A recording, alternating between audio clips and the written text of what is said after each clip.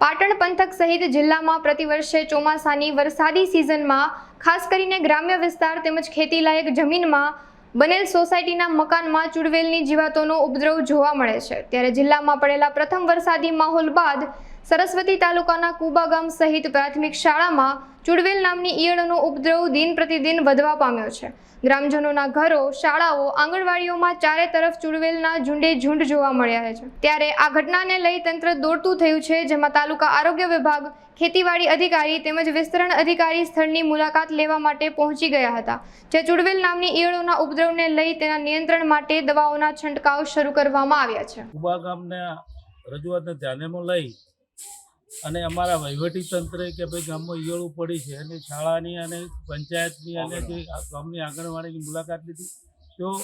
ચોમાસાના લીધે એક ઈયળો પડતી હોય છે અને ઈયળો છે એના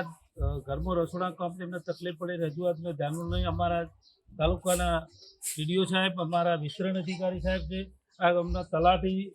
ખેતીવાડી અધિકારીઓ, શાળાના અને આરોગ્યની ટીમ સાથે આજે કુબા ગામની મુલાકાત લીધી અને આ ઈયળોનું ઝડપીમાં ઝડપી દવા છોટી છંટકાવ થાય અને